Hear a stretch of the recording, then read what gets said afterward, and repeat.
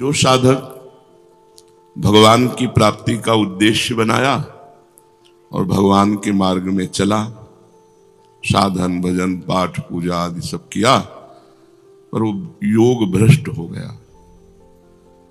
यहां भ्रष्ट होने वाले की महिमा नहीं है, योग भ्रष्ट की महिमा है। भ्रष्ट जिसका उद्देश्य ही भोग है, यहां उनकी चर्चा नहीं हो रही। यहां चर्चा हो रही कि जिनका उद्देश्य भगवान है, भगवान की प्राप्ति के लिए पूरा प्रयत्न किया पर विषयों से परास्त हो गया। उसकी इच्छा विषय भोग नहीं है, उसका उद्देश्य विषय नहीं है। योग भ्रष्ट की महिमा भगवान ने दो योग भ्रष्ट बताए, एक विषय सहित और एक विषय रहित। विषय सहित जो भोगों में सुख बुद्धि रखी, लेकिन मुझे परमात्मा की प्राप्ति करनी, भगवान की प्राप्ति करनी, पर वो विषय प्रिय साधक भगवत प्राप्ति के लक्ष्य में चलने के कारण भ्रष्ट तो हो गया, पर उसकी परमार्थिक उन्नति नहीं रुकी। जब उसका शरीर पूरा हुआ तो स्वर्ग आदि लोकों में जाकर के भोग भोगा, फिर श्रीवान धनवान कुलवान के यहां जन्म हुआ, राजवैभव सब। पूर्व साधन फिर उसका चला, वो परमात्मा की तरफ खिंचा। भगवान ने कहा प्रयत्नाद्यत मानस्तु योगी संशुद्ध किल्बिषः अनेक जन्म संसिद्धस ततो याति पराम गतिम। अनेक जन्म का तात्पर्य यहां 10-20 जन्म से नहीं है, सिर्फ एक जन्म से है। अब वो इस जन्म में फिर भूल कर बैठा। इसमें आगे लिखा हुआ है तीसरे अनेक जन्म संसिद्धिम का तात्पर्य है 3 जन्म में उसे भगवत प्राप्ति हो ही जाएगी। जैसे भरत जी को, भरत से हिरन और हिरन से ब्रह्मबोध संपन्न महापुरुष। ये उसकी गति बताई जा रही है जो विषय भोग ना चाहते हुए बलात् विषयों ने उसको परास्त कर दिया है। और एक है कि वैरागी है, पूर्ण वैरागी है, भगवत लक्ष्य बनाया पर भजन पूरा नहीं हुआ, मृत्यु हो गई और उसे भगवत प्राप्ति नहीं हुई। उसे श्रीवान कुलवानों के यहां जन्म नहीं मिलेगा, उसे स्वर्ग नहीं जाना होगा, वो सीधे योगियों के कुल में जन्म होगा, जिसे भगवान कह रहे बड़ा दुर्लभ है। बचपन से ही भगवत साधना और विषय तो पहले ही जन्म में उसने राग त्याग दिया, तो इस जन्म में बहुत जल्दी वो सिद्ध हो जाता है, बहुत जल्दी भगवत प्राप्ति कर लेता है। तो भगवान ने जब योग की महिमा कही तब ये कहना ही पड़ा कि कौन सा योगी। तो भगवान कह रहे हैं हम जिस योगी की बात कह रहे हैं वो तपस्वियों से भी अधिक होता है, ज्ञानियों से भी अधिक होता है और कर्म योगियों से भी अधिक होता है। तपस्विभ्योऽधिको योगी ज्ञानिभ्योऽपि मतोऽधिकः कर्मिभ्यश्चाधिको योगी तस्माद्योगी भवार्जुन। तपस्विभ्यो अधिको योगी, भगवान को जो पसंद योगी है, जिस योग की बात आगे कहेंगे, कह रहे हैं वो योगी तपस्वियों से भी अधिक बड़ा है। तपस्वी जो अपनी तपस्या का प्रदर्शन दिखाते हैं समाज में, इतने वर्ष खड़े रहे, इतने वर्ष अमुक तपस्या, इतने वर्ष जल में, इतने वर्ष अग्नि तापना, रिद्धि सिद्धि आदि के पाने की लालसा, संसारिक सम्मान, संसारिक कीर्ति, रुपया पैसा, और तपस्या कर रहे हैं। ऐसा नहीं, तपस्या में कमी नहीं, वो तपस्वी है, पर रिद्धि सिद्धि प्राप्ति के लिए सर्दी गर्मी सहना, धूप प्यास सहना, बड़ी कड़ी तपस्या सहना, इन तपस्वियों से वो श्रेष्ठ है योगी। कौन सा योगी आगे बताएंगे। ज्ञानिभ्योऽपि मतोऽधिकः, ज्ञान योगी से भी बढ़कर के वो योगी है, जिसकी भगवान आगे चर्चा करेंगे। यहां ब्रह्मबोध संपन्न ज्ञानी की बात नहीं कर रहे, यहां शास्त्र ज्ञानी की बात कर रहे हैं कि शास्त्रों का ज्ञान है, वेदांत का ज्ञान है, वो प्रवचन करता है, दूसरों को समझाता है, लेकिन मान प्रतिष्ठा चाहता है, यश कीर्ति चाहता है, लोक सम्मान चाहता है, लोक ऐश्वर्य और भोगों में मस्त है, तो ऐसे ज्ञानियों से भी वो श्रेष्ठ योगी, ज्ञान योगी से भी श्रेष्ठ योगी। कर्मी भेषाधिको योगी, जो कर्म योगी है उनसे भी श्रेष्ठ है।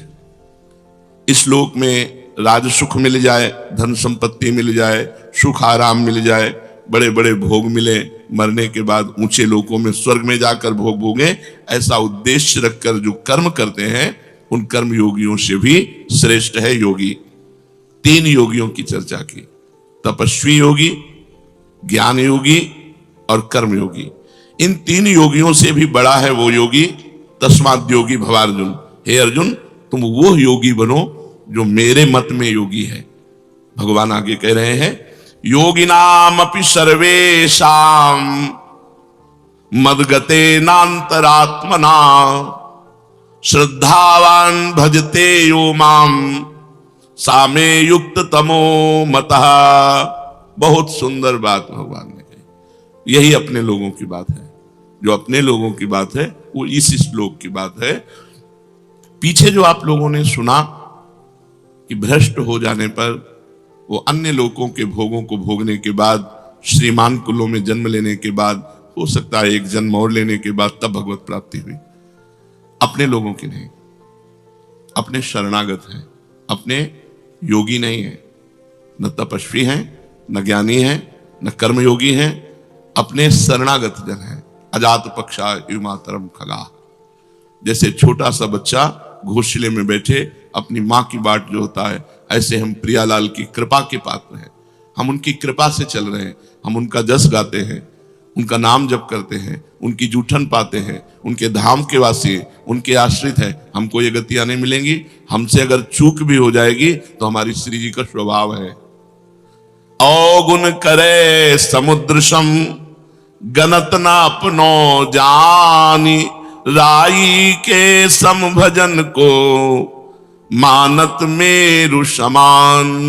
राई बहुत छोटा दाना होता है, अगर थोड़ी भी सेवा बन गई, थोड़ा भी भजन बन गया तो हमारी प्रियाजू से सुमेरु पर्वत के समान मानती, और अगर पाप बन गया समुद्र के समान तो मानती ही नहीं है। इसलिए हमारा अगला जो जन्म है वो नहीं होगा। हम इसी जन्म में प्रियाजू को प्राप्त करेंगे, क्योंकि हम अपनी साधना के बल से नहीं चल रहे। मेरे बल से वृंदावन रानी, हम इनके सहारे चल रहे हैं। हम शरणागत हैं, हम तपस्वी योगी नहीं है, हम कर्म योगी नहीं है, हम ज्ञान योगी नहीं है, हम प्रेम योगी हैं। प्रियालाल के चरणारविंद की शरण में है, जो शरणागत के अभय करके उसके सारे अपराधों को न मानते हुए, मानते ही नहीं, क्षमा करने की बात जाने दो, अवगुण करे समुद्र सम, एक दो अपराध नहीं किए, सैकड़ों पाप किए इसने, बोले मानती ही नहीं किसने किया है। ऐसी हमारी प्रियाजू है। अवगुण करे समुद्र सम गनत न अपनो जाने, ये मेरा है। अपने यहां प्राय इस बात की जय है कि हम श्री जी के हैं, हम लाडली जी के हैं। हमारा साधन भजन क्या है? उच्छिष्टामृत भुक्त वैव चरितम श्रणवस्त वैव, नाम का जप करना, उनके चरणों के आश्रित रहना, बस इतना ही हमारा जीवन है। उनके जूठन को पा रहे हैं, उनका जस गा रहे हैं, उनका जस सुन रहे हैं, नाम जप कर रहे हैं, सेवा कर रहे हैं, उनके भरोसे उनके घर में पड़े, भगवत प्राप्ति पक्की है। चाहे जितनी बड़ी चूक हो जाए, प्रियाजू चूक मानती ही नहीं। भगवान कह रहे हैं अब इस योग को समझना है, ये अपना योग है। भगवान कह रहे हैं योगिनाम अपि सर्वेषाम मद्गते नान्तरात्मना श्रद्धावान भजते यो माम सामे युक्त तमो मता। संपूर्ण योगियों में जो श्रद्धावान भक्त हैं, मुझ में तल्लीन होकर भजन में लगे हुए हैं, जो मेरा भजन करते हैं, बस मेरे मत में सर्वश्रेष्ठ योगी वही है। तपस्वियों से भी, ज्ञानियों से भी और कर्मयोगियों से भी भगवान ने श्रेष्ठ योगी कहा भजन करने वाले को। केवल एक ही काम है, ये सब भजन के अंतर्गत आता है। लीला गायन, लीला श्रवण, नाम कीर्तन, ठाकुर सेवा, ये सब संत सेवा, संत संग, ये सब भजन के अंग हैं। संपूर्णता को भजन कहते हैं। योगिनाम अपि सर्वेषाम, जितने योगी वर्णन किए गए शास्त्रों में, जिनमें भगवान ने कर्म योग, ज्ञान योग और तपस्या योग का वर्णन किया, वैसे और भी योग हैं। सांख्य योग, हठ योग, मंत्र योग, लय योग, बड़ी साधनाएं शास्त्रों में वर्णन की गई हैं। भगवान कहते हैं, क्योंकि भगवान के लिए ही सारे योग हैं, तो भगवान कह रहे हैं मेरे मत में, तो सबसे बढ़िया भगवान ही का तो मत हुआ। मेरे मत में योगिनाम अपि सर्वेषाम मद्गते नान्तरात्मना श्रद्धावान भजते यो माम सामे युक्त तमो मता। इन सब योगियों से, तपस्वियों से, कर्म योगियों से, सांख्य योगियों से, लय योगियों से और भी जो हठ योग हैं, इन सबसे श्रेष्ठ है मेरा भक्त योगी, जो निरंतर भगवान के भजन में लगा हुआ है। या श्रद्धावान, जो मेरे में केवल श्रद्धा करता है, योगों पे नहीं, योग पे नहीं, उसका योग से कोई मतलब नहीं, उसको मेरी प्रिया जो, मेरे लाल जो, दुनिया से मतलब है नहीं, अपने प्रियालाल को हृदय से लगाए, हर समय उन्हीं को कीर्तन सुनाना, उन्हीं को पद सुनाना, उन्हीं को भोग लगाना, उन्हीं के सामने नाचना गाना, उन्हीं के चरणों में सो जाना, उन्हीं के चरणों का चिंतन करते उठना, ये श्रद्धावान योगी है, जो भगवान जिसे पसंद करते हैं। मेरे पर श्रद्धा और विश्वास करता है और जिसके भीतर मेरी मात्रा है, साधना की नहीं। मेरे भगवान, मेरी प्रिया जो मेरा कल्याण कर देंगी, मेरी प्रिया जो मुझे मिलेंगी, मेरी प्रिया जो मुझे जैसे नीच को भी अपना बनाएंगी, उसकी अंदर केवल एक वृत्ति है, प्रियालाल। मैं ये साधन कर रहा हूं, इसके बल से भगवत प्राप्ति को मार्ग दूसरा हो गया, मैं भरोसे में हूं प्रियालाल के। वो अंदर की बात, उसकी सत्ता और महत्ता केवल प्रभु में। ऐसा वो श्रद्धावान भक्त मेरे में लगे हुए मन से मेरा भजन करता है, तो मदगते नान्तरात्मना माम भजते। भगवान कह रहे हैं मैं जो निर्णय कर रहा हूं सबसे बड़ा निर्णय है, भगवान का निर्णय सबसे बड़ा निर्णय है। भगवान कह रहे हैं जिसने मेरे में चित्त लगा दिया, मेरा आश्रय ले लिया और मेरा भजन कर रहा है, यो माम सामे युक्त तमो मता, मेरे मत में सबसे बड़ा योगी वही है। जब इस तरह से हमारा हृदय कि मैं प्रियालाल का, प्रियालाल मेरे,